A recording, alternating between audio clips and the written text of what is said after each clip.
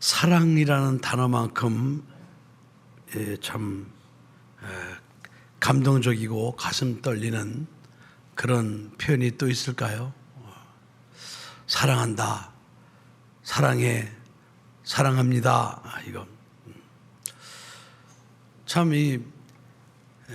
너무나 감동적인 표현이기 때문에 이것을 하기가 참 어렵고, 특별히 그 기독교 문화가 아닌 그 마귀 문화, 귀신 문화에 젖은 사람들은 상대방을 향해서 사랑한다는 표현을 잘 하지 않습니다.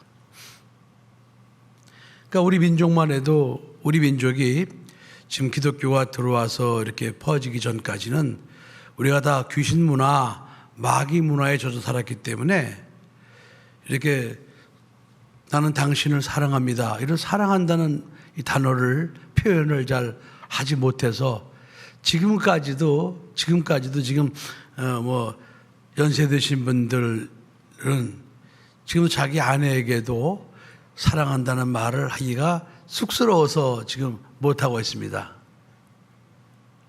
그러나 기독교 문화권에 있는 나라 사람들은 사랑한다는 말을 아주 너무 편하게 쉽게 하죠. 그래서 그야말로 I love you, 너무나 쉽게. 그 왜 그런 거 아니? 그 기독교 문화권에 있는 사람은 하나님의 사랑을 접하고 살았기 때문에 그 사랑을 받은 자가 그 사랑을 표현하고 있는 겁니다. 그러나 우리 민족은 귀신 문화, 마귀 문화에 쩌들어서 살았기 때문에 그 하나님의 사랑을 받아본 적이 없어요.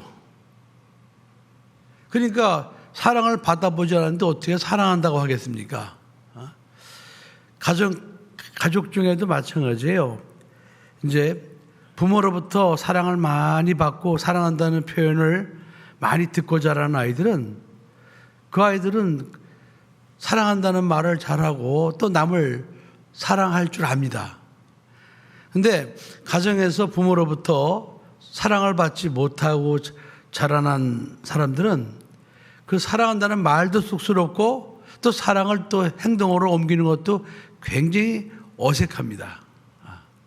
그러니까 사랑이라는 것은 받아야 할 수 있는 거거든요.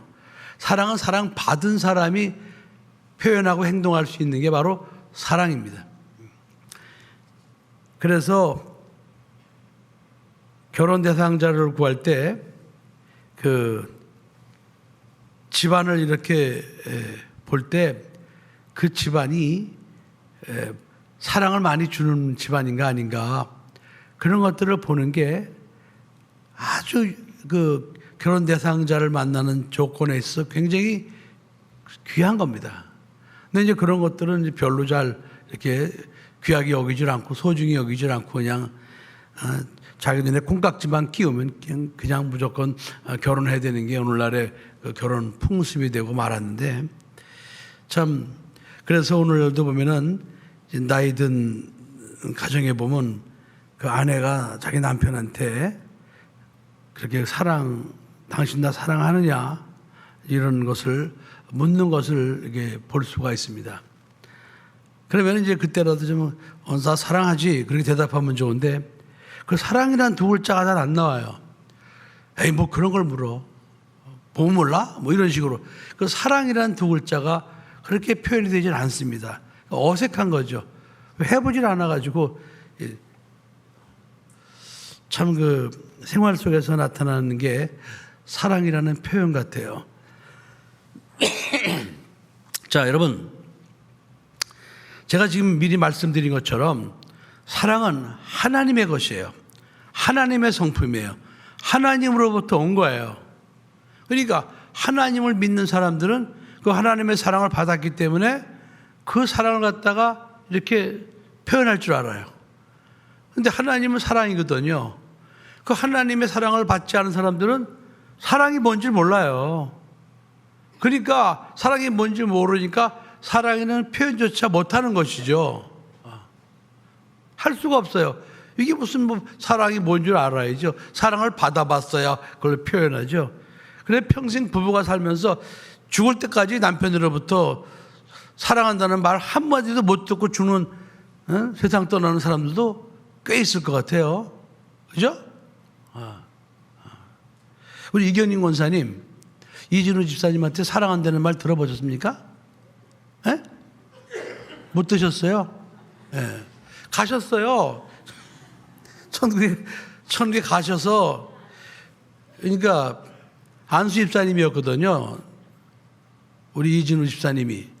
근데 사랑한다는 말 한마디를 안수 집사가 됐음에도 불구하고 그 사랑한다는 말 한마디를 못 듣고 그냥 천국으로 가셨단 말이죠.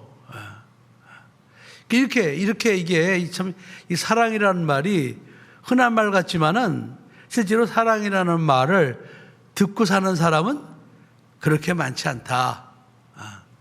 그래서 오늘 설교를 통해서 우리가 하나님의 사랑을 받았으니 우리도 형제를 서로 사랑해야 되겠구나 하고 마음으로만 품지 말고 사랑합니다, 사랑해요 이런 표현을 좀 하는 우리 후지산성 가족이 됐으면 너무나 좋겠습니다.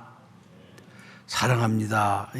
얼마나 가슴 떨리고 이게 참 좋은 말입니까? 그렇잖아요, 그죠? 자, 근데 요한일서 4장 16절에 보면 하나님이 우리를 사랑하시는 사랑을 우리가 알고 믿었노니 그랬습니다.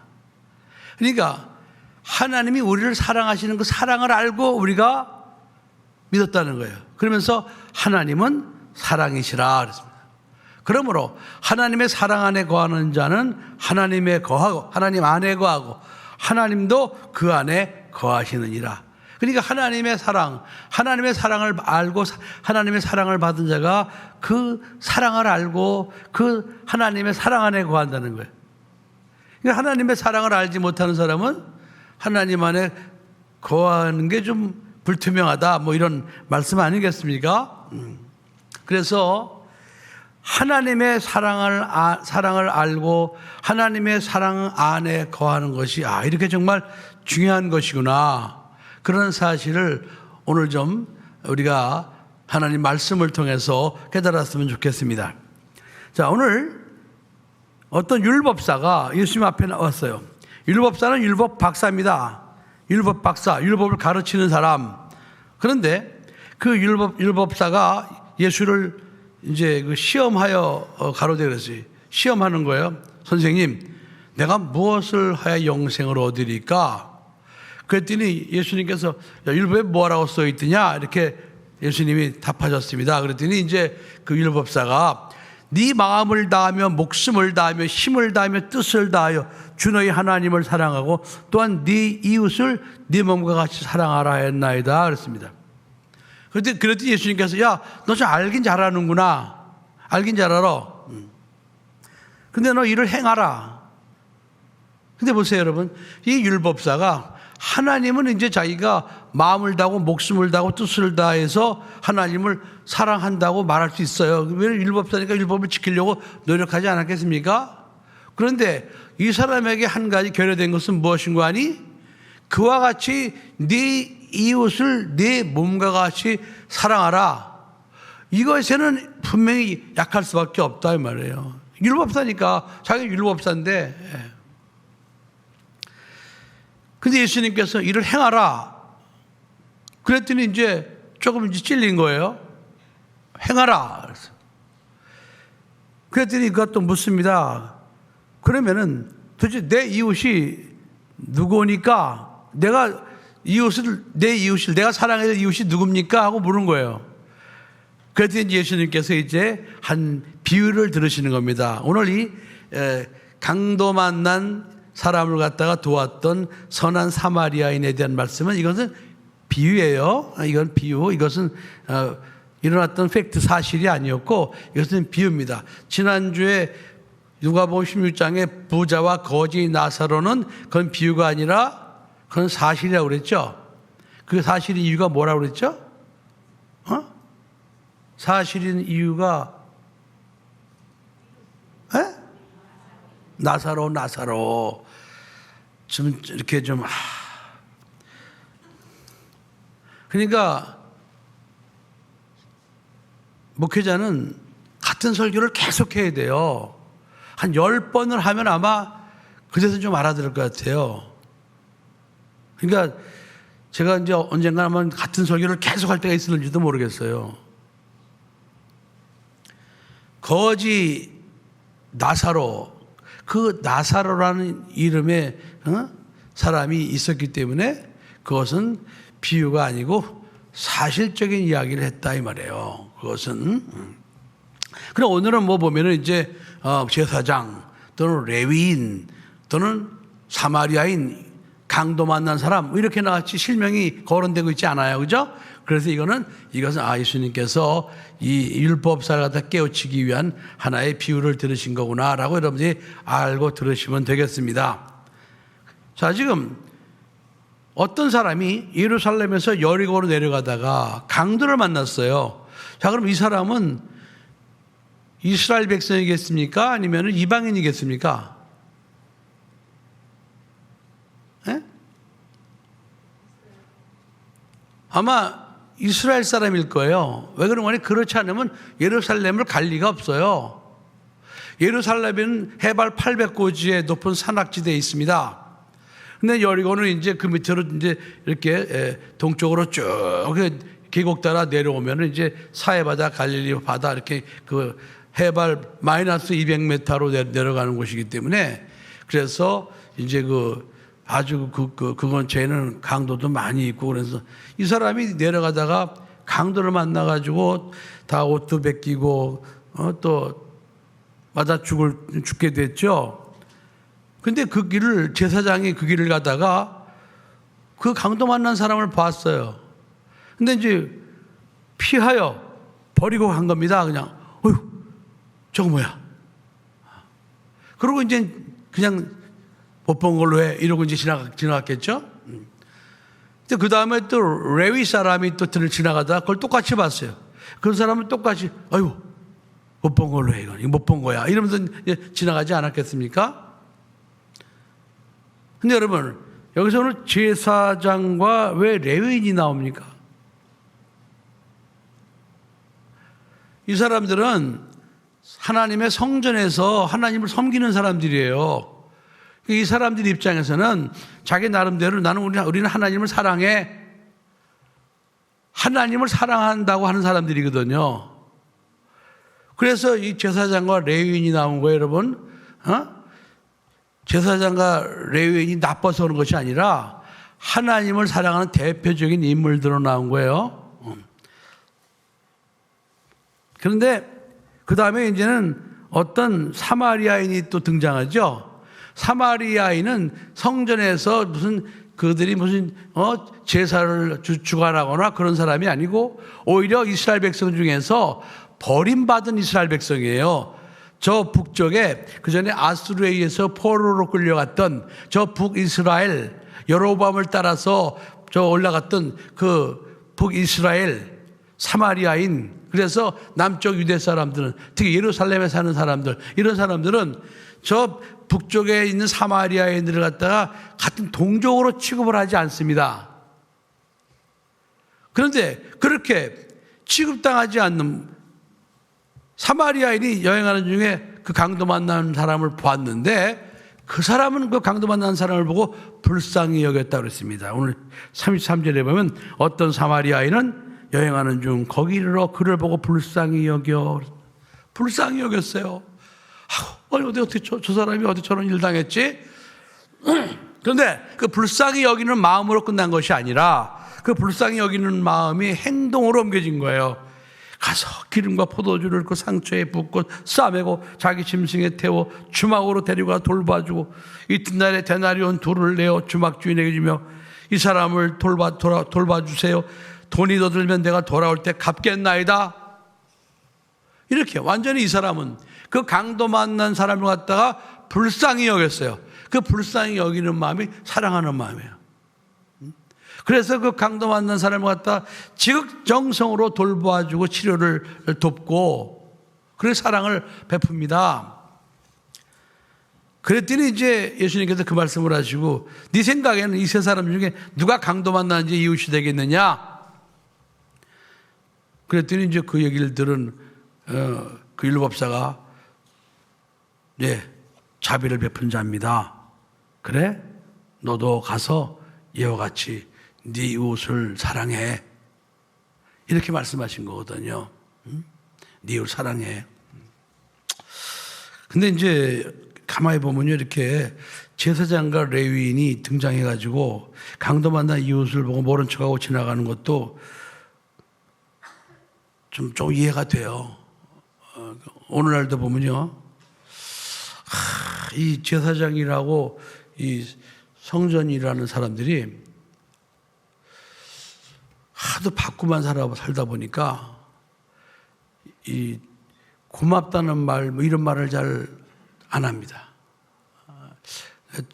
얼마 전에도 목사님들을 좀 이렇게 대접을 하고 1박 2일 동안 그랬는데, 물론 고맙다고 하는 목사님들도 있지만은 그 중에 어떤 양반들은 일절 고맙다는 얘기를 안 해요. 일절 고맙다는 얘기를 안 해. 그래서 어떻게 저렇게 고맙다는 말을 안 할까 하는 그런 생각이 들 정도로. 그러니까 우리는 식당에 가서 밥을 먹어도 그 식당에서 이렇게 종업원이 와서 숟갈만 갖다 주고 이렇게 뭐만 해도 거저 고맙습니다. 또 밥 갖다 주면 고맙습니다. 또 다 먹고 나서 고맙습니다. 저는 아주 고맙다는 말을 갖다가 밥 한 그릇 먹을 식당 가서 먹을 때 몇 번 하는지 몰라요. 몇 번 하는지 몰라. 그런데 어떤 이들은 밥을 1박 2일을 먹여줘도 고맙다는 말을 안 하는 그런 분들도 있는데, 참 막 그런 받기만 해서 그러지 않았나 그런 생각이 들긴 들어요. 자, 어쨌든 여러분, 이 사랑이라는 것은 하나님으로부터 나온, 그러니까 하나님의 사랑을 받은 자는 아주 자연스럽게 사랑을 하게 되어 있습니다. 그러면 하나님의 사랑을 받은 자가 사랑을 하지 않는다. 그럼 사랑할 대상은 이웃이거든요. 자, 여기서 여러분, 강도 만난 자의 이웃이, 여기서 이웃은 이방인이겠습니까? 아니면 여기서 이스라엘 백성이겠습니까? 에? 이방인 같아요? 여러분 잘 아셔야 돼요. 오늘 이건 이방인이 아닙니다. 이것은 이스라엘 백성 동족들 말이에요. 동족을 거기서 이웃이라고 그랬어요. 왜? 모두가 아브라함의 후손이거든요. 그래서 세월이 많이 지나면서 200만, 300만, 400만으로 늘어난 거예요. 늘어나니까 이제는 그것이 이웃이 된 것이죠. 그러나 실질적으로는 아브라함의 후손들이에요. 다. 이스라엘 백성, 하나님의 백성들이란 말이죠. 그러면 그 당시에 구약에 이방인들은 어떻게 대해줬습니까? 이방인들은 여러분, 하나님께서 말씀하시기를 가차없이 죽이라고 그랬어요. 강도 만난 자를 도우라는 게 아니라, 이방인들은 여러분 구약에는요, 바로의 군대가 이렇게 요단강을 건너올 때 바로의 군대를 다 홍수에다 다 장사시켰어요. 가나안 땅 들어갈 때 여리고 성에 있는 사람들을 남녀노소를 불문하고 다 죽이라고 그랬어요. 아니 그들이 뭐 잘못한 거 있습니까? 잘못한 거라고는 그냥 우상을 섬겼던 거 그거 하나예요. 그죠? 아말렉에 있는 사람들 남녀노소를 불문하고 가축까지 다 죽이라고 그랬어요. 아니 무슨 아말렉 사람들이 무슨 뭐 인간적으로 잘못한 거 있습니까? 아니요. 하나님의 백성을 대적한 것밖에 없어요.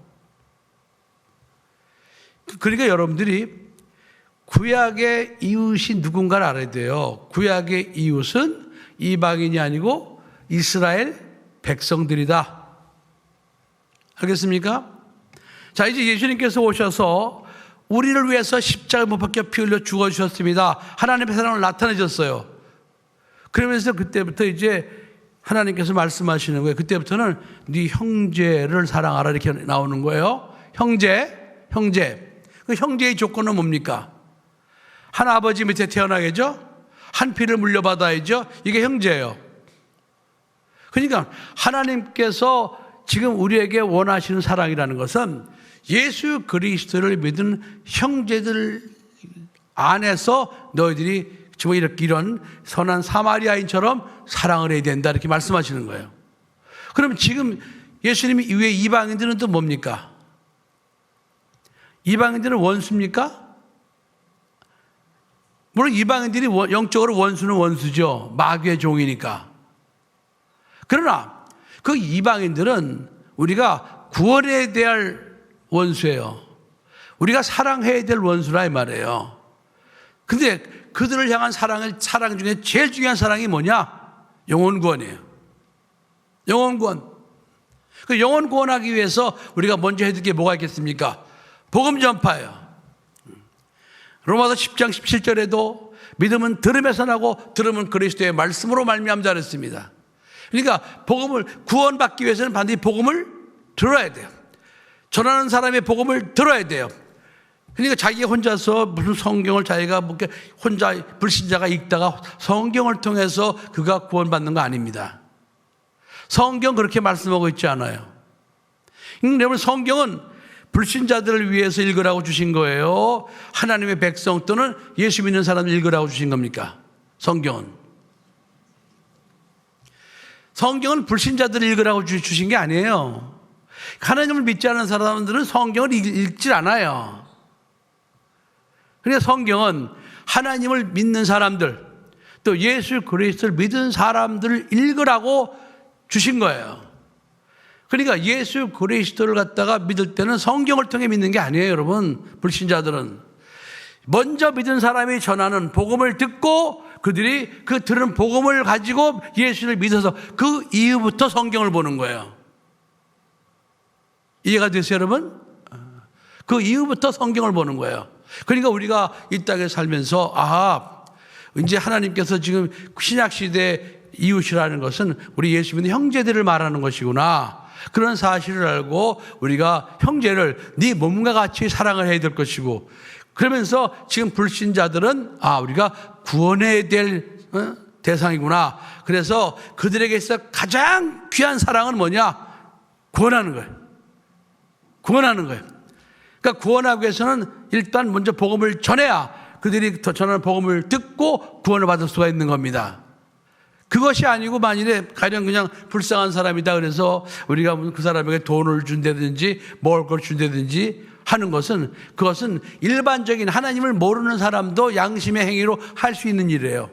그런 것은 하나님과 절대 아무 상관이 없습니다. 아무 상관이 없어요, 여러분. 우리가 불신자들 이방인들을 구원할 때 복음을 전하고 우리가 그들에게 자비를 베풀 때도 복음을 전하면서 구원하는 목적으로 자비를 베풀어야지 그런 목적이 없이 그냥 불쌍히 여겨서 자비를 베푸는 것은 그것은 하나님과 아무 상관이 없다 이 말이에요, 여러분. 아시겠습니까? 지금 우리가 잘 알다시피 지금 터키 이제 그걸 갖다가 이제 트리퀴에로 이름을 바꿨다 그러는데 할 일 없는 사람들이 이름 바꾸는 거야. 그냥 세계적으로 터키 놔두지. 그건 뭘 또 트리퀴에라고 또 이름을 바꿔. 지금 수상이 아마 그 터키라는 나라 이름을 트리퀴에로 바꿨다 그래. 트리퀴에. 시리아에서 이제 지진이 나가지고 4만 몇천 명이 이제 일단 지금 죽었다고 그러더라고요. 그러니 얼마나 그들이 고통이 심하겠습니까? 자, 이럴 때 우리가 어떻게 해야 되느냐? 이럴 때 우리가 그들에게 사랑을 나눠줘야 되는 겁니다. 그냥 강 건너 불 보듯이 그냥 이렇게 레위인이 지나가듯이 제사장이 지나가듯이 죽거나 말거나 관심을 갖지 않으면 그거는 예수 믿은 사람으로서 해야 할 자세나 마음이 아니에요. 일단 그 나라 사람들 불쌍히 여길 줄 알아야 돼요. 그리고 어떻게 하면 저 사람들이 저런 끔찍한 재난을 통해서 그동안 자기네가 믿었던 이 마호메트, 이 모슬렘교, 이건 아무것도 아니구나. 이건 내가 잘못 믿었구나. 라는 사실을 깨닫고 어떻게 하면 그들이 예수께로 돌아올 것인가? 예수께로 돌아올 것인가? 그것에 대한 관심을 가지고 우리가 그들에게 이럴 때 사랑을 나눠야 되는 겁니다. 나눠야 돼. 근데 우리가 무슨 그 트리퀴어로 지금 날아갈 수도 없고, 그러니까 우리를 대신해서 그 트리퀴어에 하나님의 사랑을 나누면서 그들에게 자비를 베풀 수 있는 그런 NGO 단체를 통해서 우리가 참여하는 겁니다. 근데 우리나라에 NGO 단체가 많아요. 많은데 그 중에서 제가 제일 좋아하는 NGO 단체는 바로 기아대책입니다. 그럼 왜 기아대책을 제일 좋아하느냐? 기아대책은 선명성이 있어요. 뭐냐? 한 손엔 떡을, 한 손엔 복음을, 이거예요. 이걸 아주 완전히 드러내고 있습니다. 그래서 기아대책에는 선교사들 또 목사님들이 많이 활동하고 있어요. 왜?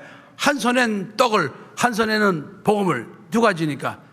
근데 여러분 미안하지만 뭐 월드비전이라든지 무슨 뭐 이런 다른 NGO 단체는요, 그냥 떡만 내세우지 복음을 내세우질 않아요. 그러니까 그들은 떡만 받아 먹지 복음을 받아 먹질 않아요. 그래 여러분, 떡만 받아 먹으면 그게 무슨 그 떡이 자기를 얼마나 자기에게 유익을 주겠습니까? 복음을 줘야 그 영혼이 복음을 듣고 영생을 하죠. 그래서 여러분들이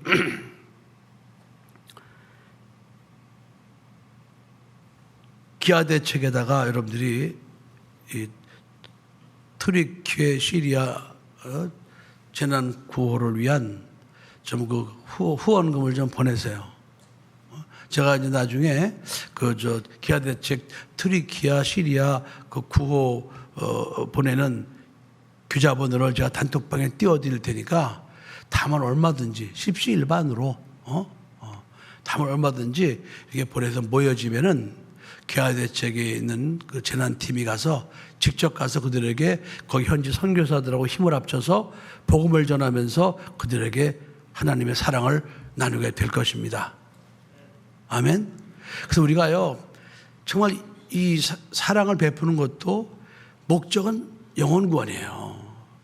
영혼 구원 없는 이렇게 자비나 후원 이런 건요, 그건 하나님과 아무 상관이 없어요. 그 전에 신모시기 영화배우가 몇백억을 갖다가 두 단체에다가 그가 도네이션을 했습니다. 한 단체는 어떤 단체인고 하니 서울대학교, 자기가 서울대학교 출신이라고 서울대학교에서 후학을 갖다가 길러내는 데 쓰라고 몇백억을 거기다 도네이션을 하고, 또 몇백억은 또 이제 자기가 영화배우라고 영화인들을 위해서 써달라고 또 몇백억을 도네이션 했어요. 근데 그 사람이 교회 장로입니다. 여러분, 아니 교회 장로가 돼갖고 하나님이 자기에게 그런 축복을 주셨으면은 하나님 은혜 감사해서 어떻게든지 복음을 전하고 영혼을 구원하는 일에 그 도네이션 해야 되지 않겠습니까? 그렇잖아요, 여러분? 그런데 복음과 전혀 상관이 없는 서울대학교가 무슨 복음과 상관이 있냐고, 여러분. 예? 아니, 영화인들이 무슨 복음과 상관이 있냐고요, 구원과. 근데 거기다가 몇백억을 갖다가 도네이션 하는 거예요. 그래서 내가 그걸 갖다 이렇게 뉴스를 통해 접하면서, 야, 저 사람 장로, 도대체 장로라는 사람이 왜 이 세상을 떠나기 전에 어떻게 저런 행동을 할까? 저게 하나님과 무슨 상관이 있다고.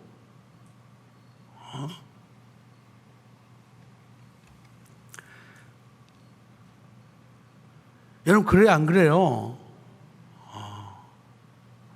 하나님은 영혼 구원에 관심이 있어요. 하나님은 모든 사람이 회개하고 구원받기를 원하신다고 그랬어요. 그게 목적이에요, 여러분. 그거 목적. 그러지 않으면 다 소용없는 거예요. 그래서 우리 성도님들이 이제 우리가 하나님의 그 독생자를 희생시키는 그 사랑을 통해서 구원받았으니 우리도 그렇게 살아가는 것이 마땅하도다. 그렇게 여러분들이 꼭 믿으시고 특별히 예수 믿는 형제끼리 그렇게 사랑하시기 바랍니다. 사랑은요, 여러분, 두 가지로 이루어져 있다고 그랬죠. 용서와 희생. 응? 용서와 희생. 내가 당신을 사랑합니다 할 때는 나는 당신이 무슨 잘못을 저질러도 나는 용서하겠습니다. 그리고 나는 당신을 위해서 나는 희생하겠습니다. 이런 각오가 되어 있을 때 I love you 이렇게 말하는 거예요. 근데 우리는 솔직히 말해서 그런 사랑하기가 어려워요. 우리는 하나님이 아니기 때문에. 그러나 그렇게 살아가는 것이 사랑이라는 사실은 알고 살아야 됩니다. 그래서 우리가 그런 사랑을 못할 때 회개라도 할 수 있는 거예요. 돌이킬 수 있는 겁니다. 그래서 우리가 나는 당신을 사랑합니다라는 표현보다는 나는 당신을 사랑하도록 노력하겠습니다. 이렇게 하는 게 솔직히 맞는 것 같아요. 난 노력하겠습니다. 근데 노력해서 안 될 때는 회개하겠습니다. 뭐 이런 의미가 포함되어 있겠죠? 아무쪼록 오늘 하나님께서 원하시는 것은 사랑인데 그 사랑은 희생과 용서라는 사실을 여러분들이 잘 깨달으시고 남은 생에는 그 하나님이 기뻐하시는 그 사랑으로 복음을 전하고 영혼을 구원하는 일에 사랑을 실천할 수 있는 우리 수지산성 가족 되기를 예수의 이름으로 축복합니다. 기도하시겠습니다.